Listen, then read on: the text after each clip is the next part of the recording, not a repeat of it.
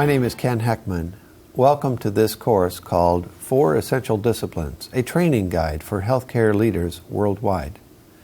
My colleague, Quinton Friesen, and I are leading you through 15 modules to help you improve your knowledge, skills, and attitudes as a healthcare leader. This is Module 6 of 15. Today, we will conclude the section on the discipline of leadership. In this module, we will explore the unique role healthcare leaders play in society. Learn how to create a learning plan for continuous professional development, and examine what it means to lead from within. Let's begin examining the unique role of healthcare leaders by reviewing what we have learned. We looked at what leaders do, how they function to achieve their job in terms of 4 functions. Leaders need to scan for changes in the community to discern what the market is asking of the organization. They need to scan for changes in dynamics within the organization to assure alignment between needs and resources. Leaders also need to look inside themselves and scan their readiness, their capacity to lead. Leaders need to focus on the challenges that offer the greatest potential for positive change. They need to prioritize among competing interests and alternative solutions as they find a path for improving the organization. Leaders need to mobilize people, equipment, facilities, and other resources to meet the needs of the community. They need to understand how to motivate people to work in teams despite the challenges of diversity and differing opinions. Leaders need to inspire those around them to work collaboratively toward common goals. They need to set the standard for the behavior they want to see in others. They need to learn how to delegate effectively and draw out the best ideas from everyone on their team. Every leader in every organization is challenged to develop the knowledge, skills, and attitudes that will enable them to be change agents for positive good. The type of knowledge to be developed will depend on the specific industry. For example, healthcare leaders need to be well-versed in how hospitals and clinics function within the health system of the country. They need to understand how national health policies shape the incentives and governance requirements of the healthcare organization. Likewise, healthcare leaders need to know how to manage physicians and have them work in collaboration with nurses, therapists, ancillary staff, and administration. The organizational structure for a hospital will be quite different from the organizational structure of a factory. Leaders need to develop specific knowledge about how to build decision-making structures within the hospital. Healthcare leaders will also need to learn about the key indicators of success unique to the healthcare organization. Hospital metrics are likely to include volume indicators like admissions, beds, and staffing levels, but they will also include performance indicators like occupancy levels, average length of stay, financial performance, and quality indicators. In addition to knowledge, every leader needs to learn specific skills such as how to communicate both within the organization and outside it, how to manage people, how to manage finance, accounting, and compliance functions, how to develop plans for the organization and implement them through teams, how to anticipate and adapt to changes in the market. Healthcare leaders will face specific nuances as they develop skills for each of these areas within the healthcare industry. Many leaders who are new to the healthcare industry find that the skills they developed in other settings are transferable to the healthcare environment with minor adaptation. Clinical skills may be helpful for building knowledge about the healthcare industry, but leadership skills are separate and distinct. Healthcare leaders do not need to have clinical skills to be effective. However, clinicians who are asked to become leaders will need to develop leadership skills. Effective leaders in all industries also understand the role attitudes can play. The best leaders are authentic in demonstrating attitudes such as confidence, humility, trustworthiness, accountability, and curiosity. Healthcare leaders may need to specifically add compassion and community responsibility to this list.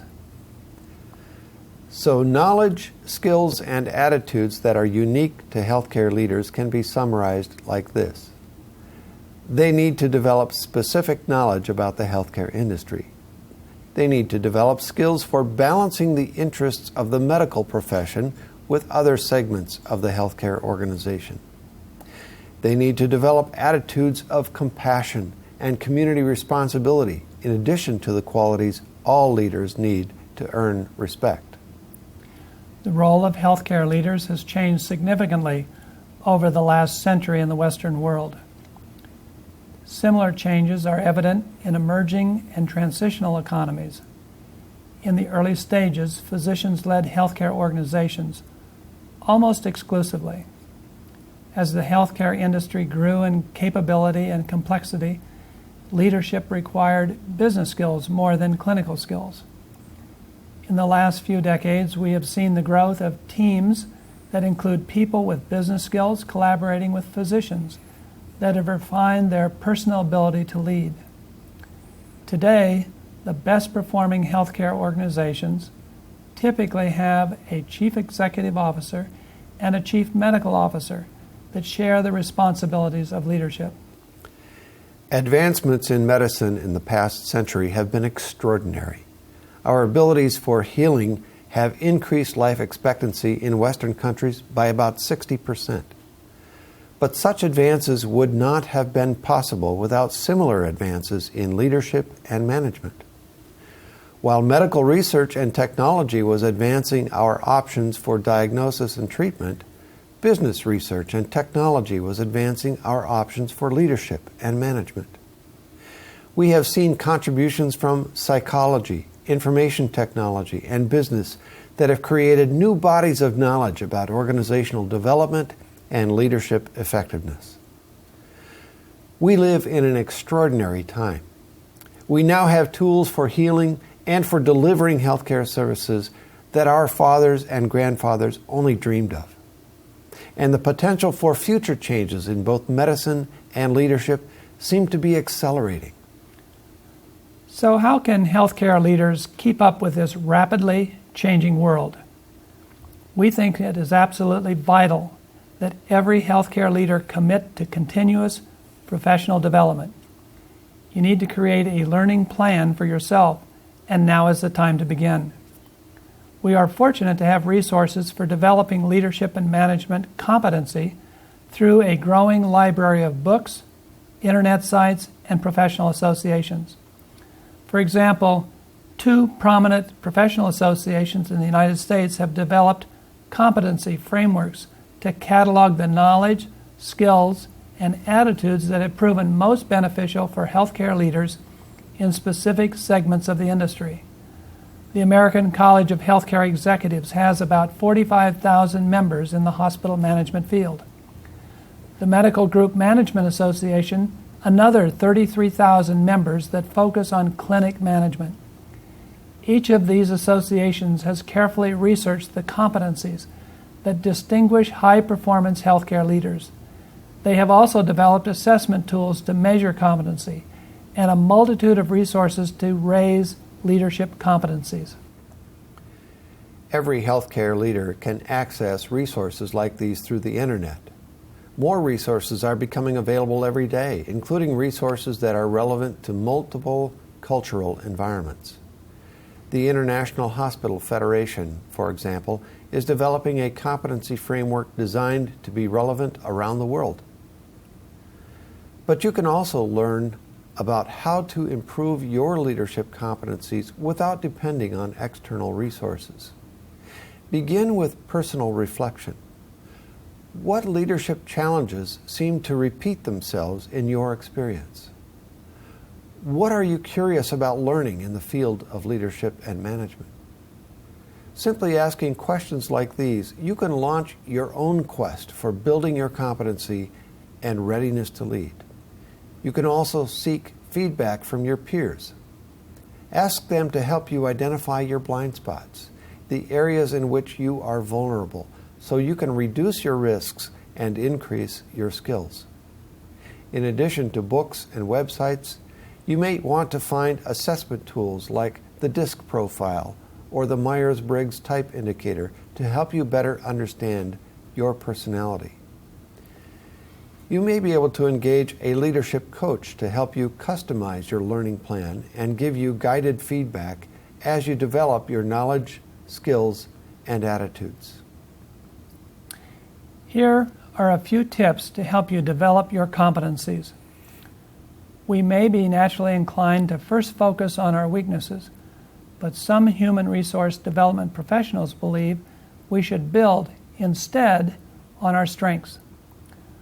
None of us can be good at everything, but each of us has unique strengths that distinguish us. If we focus on strengths first, we can then better understand how to surround ourselves with people that have complementary strengths to fill the areas in which we may be weak. Identify gaps in your knowledge, skills, and attitudes. Through personal reflection and feedback, find out what you need to know, what you need to do, and what you need to think or feel differently to increase your effectiveness as a leader. Look for resources that are tailored for your needs. You don't necessarily need to read the latest bestseller unless it is going to help you fill a specific gap in your knowledge, skills, or attitudes. There is an old Chinese proverb that provides wisdom. When the student is ready to learn, the teacher will appear. Look for the right resources to help you learn what you are ready to learn. Create a learning plan. Develop a system of setting goals and monitoring your progress. If you remain informal in your learning or only use resources that happen to cross your path, you will limit your abilities and your potential. Systematic learning is a better way to advance your career and your effectiveness. Continuous professional development begins with assessing yourself. Honest reflection and feedback set the stage for authentic growth. Systematic learning builds on your strengths, fills gaps in your knowledge, your skills, and your attitudes, and helps you fulfill your greatest potential as a human being and as a leader. One of the finest books on leadership I've ever read is entitled Leadership from the Inside Out by Kevin Cashman. He identifies 7 qualities that leaders should master. Notice from the list how each quality reflects something from deep inside us.